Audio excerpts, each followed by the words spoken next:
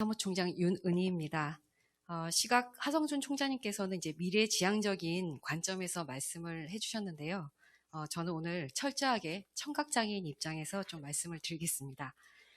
교수님께서 그 정책적인 부분에서 문제점을 잘 지적해 주셔서 감사합니다. 네, 큰 틀에서 보자면 교수님께서 이제 제안하신 부처 간의 상호 연계와 또 관련 용어에 대한 개념 정립이 필요하다고 이제 말씀을 해주셨는데요. 저도 그 부분에 있어서 이제 동의를 하고요.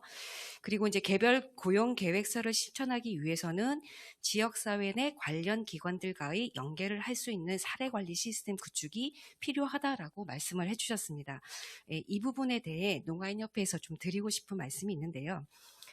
현재 각 지역에서 청각장애인들이 취업하기도 어렵지만 취업 후에 의사소통의 문제로 이직률이 상당히 높은 편입니다. 난청인의 경우는 어느 정도 구화로 의사소통이 가능하지만 농인의 경우는 수화를 사용해야 하기 때문에 작업장에서 건청인과 소통하기에 여러 애로사항이 있습니다. 그렇다고 각 사업장마다 수화 통역사를 배치해 달라고 요구하고 싶지만 현실적으로는 어렵습니다. 그래서 저희가 이제 공단층에 청각장애인의 의사소통과 관련하여 여러 어려움이 있으니 지역 농아인협회에 직업재활 담당자를 배치해 달라고 건의를 드렸습니다. 그렇지만 이 부분도 어렵다고 하십니다. 그렇다면 전국 조직을 갖추고 있는 고용공단에서 수화통역사를 지역별로 채용하는 것은 어떨까 하는 제안을 좀 드려보고 싶습니다. 예를 들어 부산 장애인 고용공단에 수화통역사가 배치되어 있다면 청각장애인을 고용하고 있는 부산의 사업장에서 문제가 발생했을 때, 그리고 수화통역이 필요할 때 부산 장애인 고용공단에 있는 통역사에게 요청을 하면 통역사가 가서 통역을 제공하고 이런 의사소통의 어려움이 해소가 된다면은 이직을 하는 부분에서는 좀 더 최소화할 수 있지 않을까라는 생각을 해보고요. 그 다음에 청각장애인들에게는 의사소통의 문제만 해결이 되면 이직률도 낮출 수 있고 고용률도 높아진다는 것을 공단에서 모르고 있지 않습니다. 그런데도 아직 이 부분이 속 시원하게 해결되지 않는 것에 대해서는 굉장히 안타깝게 생각하고 있습니다. 또 교수님께서도 이제 지적해 주셨지만은 근로지원인의 활용에 대해서도 사실 어려움이 많습니다. 현행 근로지원인 서비스는 재직 중인 취업자에게만 제한적으로 서비스를 시행하고 있습니다. 사실 사업장에서 가장 적응 지원이 필요한 시기는 입사 초기입니다. 이때는 지원을 받지 못하고 입사 후에 서비스 신청 후 상당 기간 기다렸다가 배치를 받는 상황입니다. 그리고 근로지원인 서비스를 받는 경우도 사무실에 상주하는 직원에게 지원이 가능하기 때문에 생산직이나 서비스직을 많이 갖고 있는 청각장애인의 경우는 근로지원인의 지원이 지금 어려운 상황입니다. 이런 상황이다 보니 생산직이나 서비스직에 근무하는 청각장애인의 경우 직원 연수 등을 진행할 때 근로자에게 소통 지원책이 없어서 그 진행하는 부분에 있어서 굉장히 어려운 상황이고요. 이런 것들이 계속되다 보니까 청각장애인들이 대한민국 국민이면서도 외국인 근로자만도 못한 그런 대우를 받고 있는 상황이라고 할 수 있습니다. 그리고 이제 근로지원인 제도에 대해서 개선해 달라고 말씀드리고 싶은 부분이 또 있습니다. 다 아시는 것처럼 현재 장애인 노동자의 근로시간 중 장애로 인한 업무의 어려움을 해결하라는 그 목적으로 근로지원인 제도가 시행되고 있습니다. 사무직에 이제 근무하는 청각장애인의 경우는 근로지원인과의 호흡이 굉장히 중요한데요. 근로지원인이 이 부분을 잘 해결해주면 청각장애인의 근무 연수도 올라갈 수 있습니다. 근데 문제는 호흡이 잘 맞아서 계속 일을 하고 싶은데 현 제도에서 근로지원인은 매년 계약을 갱신해야 하고요. 연차나 호봉이 인정되지 않는 상황입니다.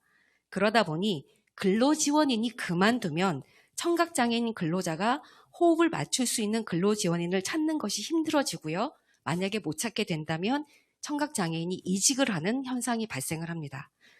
그나마 이제 점역사나 수화통역사 자격증을 보유하고 있는 분들은 시급을 조금이라도 더 받기는 하지만 이것만을 보고 자격을 보유한 전문 인력이 근로지원인으로 오랫동안 근무를 할지에 대해서는 저희가 좀 의문을 가질 필요가 있습니다. 그래서 이에 따른 문제점을 좀 파악을 해주시고 근로지원인의 그 작업 환경을 개선해 주는 것도 저희가 좀 풀어야 될 숙제가 아닌가라는 생각을 해봅니다. 이용자 중심의 서비스 체계의 미비에 대해서도 좀 말씀을 드리고 싶습니다. 교수님께서 이제 발제해 주신 대로 직업재활 서비스는 그 장애인이 직업을 갖고 이를 유지할 수 있도록 초기 면접부터 아마 여러 단계의 과정을 거친 후 취업 후 적응 지도 등이 이제 포함되어야 한다고도 이제 말씀을 하셨는데요.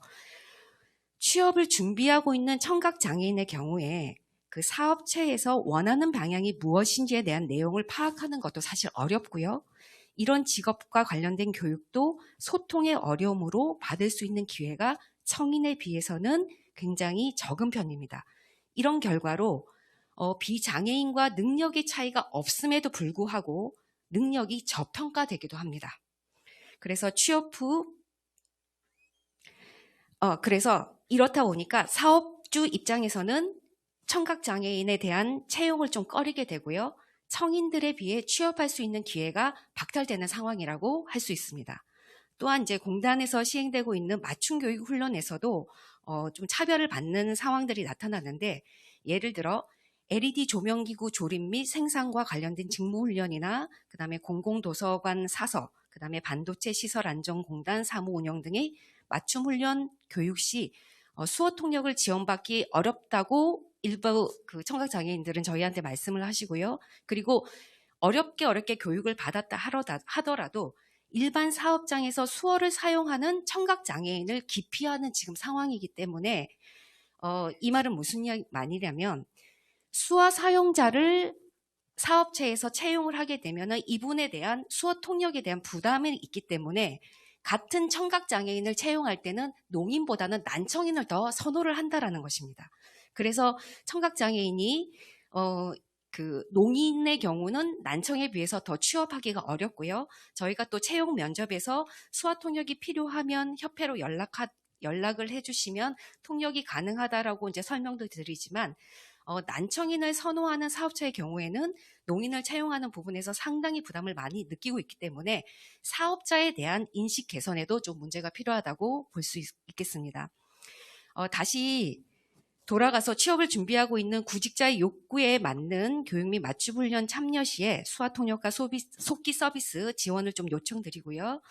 또 그 교통안전공단에서 실시하는 운전 적성 정밀 검사의 경우에 수화 통역이 제공된다고는 합니다.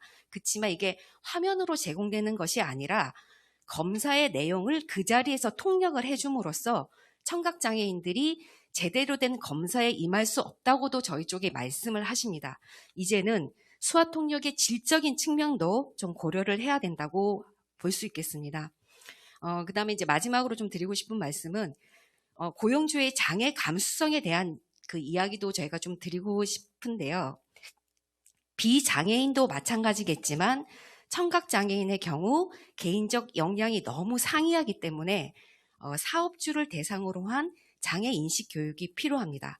그래서 뭐 일반인도 마찬가지지만 청각장애인은 난청이냐 농이냐에 따라서 그 능력이 또 다르고요. 같은 청각장애일지라도 문해 능력이 어느 정도냐에 따라서 그 능력들이 다 다르기 때문에 이를 위해서 사업주를 대상으로 한 인식 교육이 필요하고, 또 이런 것들을 극복하기 위해서는 직장 내 연중 간담회 같은 거를 좀 개최를 해서 서로 간의 오해를 풀고 장애에 대한 이해를 가지는 시간이 좀 필요하다고 볼 수 있겠습니다. 그 다음에 장애인들에게 타 기관에서 진행하는 관련 프로그램이 있을 경우에도 구직자가 좀 관심을 갖고 참여할 수 있도록 그런 것들을 좀 홍보해 준다든지 안내해 줄 필요가 있고요.